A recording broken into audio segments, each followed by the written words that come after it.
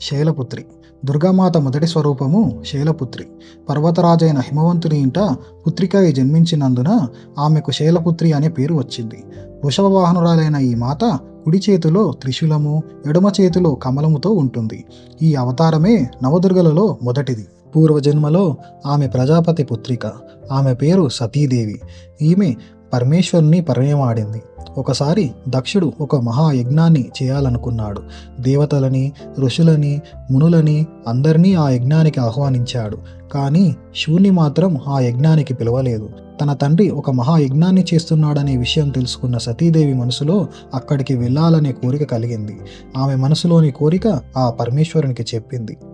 అప్పుడు పరమేశ్వరుడు ఇలా అన్నాడు, కారణం ఏమో గాని దేవి, దక్షుడు మనపై చాలా కోపంగా ఉన్నాడు. అతడు తన యజ్ఞానికి దేవతలందరినీ ఆహ్వానించాడు. వాళ్ళందరికీ యజ్ఞ భాగములు కూడా సమర్పించాడు. కానీ మనల్ని కావాలనే పిలవలేదు అని అనిపిస్తుంది. పిలవని పేరంటానికి వెళ్ళడం మంచిది కాదు. ఈ పరిస్థితిలో నీవు అక్కడికి వెళ్ళడం మంచిది కాదు అని శివుడు చెప్పాడు. కానీ ఆమె వినలేదు. అప్పుడు శంకరుడు వెళ్ళమని చెప్పాడు. సతీదేవి తన తండ్రి ఇంటికి వెళ్ళినప్పుడు తనతో ఎవ్వరూ మాట్లాడలేదు, ఎవరూ ఆదరించలేదు. అందరూ ముఖం పక్కకు తిప్పేసుకున్నారు. తల్లి మాత్రం ఆమెను ప్రేమగా దగ్గరికి తీసుకొని కౌగిలించుకుంది. తండ్రి అయిన దక్షుడు కూడా ఆమెతో అవమానంగా మాట్లాడాడు.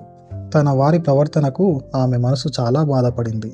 ఇదంతా చూసి సతీదేవి పరమేశ్వరుని మాట వినక చాలా పెద్ద తప్పు చేశానని అనుకుంది. తన భర్త శివునికి జరిగిన ఈ అవమానము ఆమె సహించలేకపోయింది. వెంటనే ఆమె తన రూపమును అక్కడ యోగాగ్నిలో భస్మం చేసుకుంది. ఈ విషయం తెలుసుకున్న శివుడు కోపంతో తన ప్రమద గణాలను పంపి దక్షుని యజ్ఞాన్ని పూర్తిగా ధ్వంసం చేయించాడు. సతీదేవి యోగాగ్నిలో తన తనువును చాలించి మరో జన్మలో శీలరాజైన హిమవంతునికి పుత్రికగా అవతరించింది. ఇప్పుడు ఆమె శీలపుత్రిగా పేరు పొందింది. పార్వతి, హైమావతి కూడా ఆమె పేర్లే. ఉపనిషత్తులోని ఒక కథను అనుసరించి ఆమె హైమావతి రూపంలో దేవతల గర్వాన్ని అణిచివేసింది. శీలపుత్రి అవతారంలో కూడా ఆమె పరమేశ్వరుణ్ణే పెళ్లి చేసుకుంది. పూర్వజన్మలో లాగానే ఈ అవతారంలో కూడా ఆమె శివునికి అర్ధాంగి అయ్యింది. నవదుర్గలలో మొదటి అవతారమైన శీలపుత్రి యొక్క మహిమలు, శక్తులు అనంతములు. నవరాత్రి ఉత్సవంలో మొదటి రోజున ఈ దేవికి పూజలు, ఉపాసనలు జరుగుతాయి. మొదటి రోజు యోగులు ఉపాసన ద్వారా తమ మనసును మూలాధార చక్రమున స్థిరపరుస్తారు. దీని ద్వారానే వారి యోగ సాధనములు ఆరంభమవుతాయి.